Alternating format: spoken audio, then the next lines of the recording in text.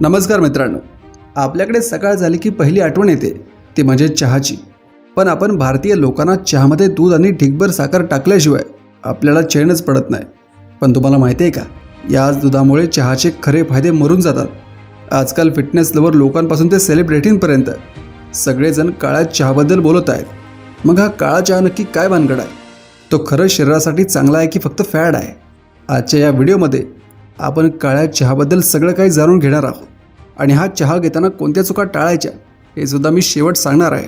त्यामुळे व्हिडिओ शेवटपर्यंत नक्की पहा। चला तर मग सुरुवात करूया। बऱ्याच जणांना वाटतं की काळा चहा म्हणजे काहीतरी वेगळी पानं असतात, पण तसं नाही।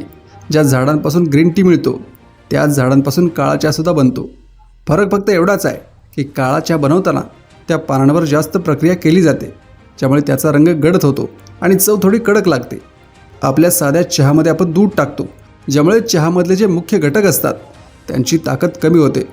म्हणूनच दुधाशिवाय घेतलेला चहा आरोग्यासाठी एक चांगला पॉवर हाऊस मानला जातो।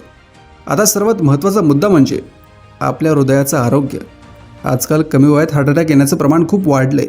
काळ्या चहामध्ये फ्लेवोनॉइड्स नावाचे अँटीऑक्सिडंट भरपूर प्रमाणात असतात। हे नाव जरी टेक्निकल वाटत असलं तर याचं काम साधं आहे, तुमच्या रक्तवाहिन्या स्वच्छ ठेवणं। जर तुम्ही रोज मर्यादित प्रमाणात काळा चहा पिलात तर शरीरातील खराब कोलेस्ट्रॉल कमी व्हायला मदत होते आणि ब्लड प्रेशरसुद्धा कंट्रोलमध्ये राहतं। थोडक्यात सांगायचं तर हा चहा म्हणजे तुमच्या हृदयासाठी चांगला आहे। दुसरा मोठा फायदा म्हणजे पचनशक्ती। बऱ्याच लोकांना चहा पिल्यानंतर गॅसेस किंवा ॲसिडिटीचा त्रास होतो, कारण ते दूध असतं। पण काळ्या चहामध्ये टॅनिन नावाचा घटक असतो, जो पोटातील जळजळ कमी करतो आणि आतड्यांचं आरोग्य चांगलं ठेवतो। शिवाय वेट लॉस करण्यासाठी हा चहा तर उत्तमच आहे। यात कॅलरीज जवळपास 0 असतात, यामुळे शरीराचे मेटाबॉलिझम रेट वाढतो आणि चरबी जाळायला मदत होते। अनेकांना वाटतं की कॉफी पिल्यानेच एनर्जी मिळते, पण काळ्या चहामध्ये सुद्धा कॅफीन असतं, पण ते कॉफीसारखं एकदम शरीरात जात नाही। यात एल-थियानिन नावाचा घटक असतो, जो तुमच्या मेंदूला शांत ठेवतो आणि त्याच वेळी सतर्क ठेवतो। या चहाने फ्रेश वाटतं।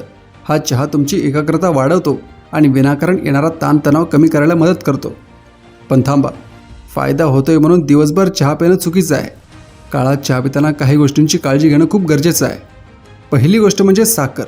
जर तुम्ही यात खूप साखर टाकली तर याचे फायदे सगळे शून्य होतात। शक्य असल्यास गुळाचा छोटा खडा किंवा लिंबाचा रस टाकून प्या। दुसरी गोष्ट म्हणजे प्रमाण। दिवसातून 2 कप पुरेसे आहेत। अति प्रमाणात चहा घेतल्यास झोप न येणे किंवा डोकेदुखीचा त्रास होऊ शकतो।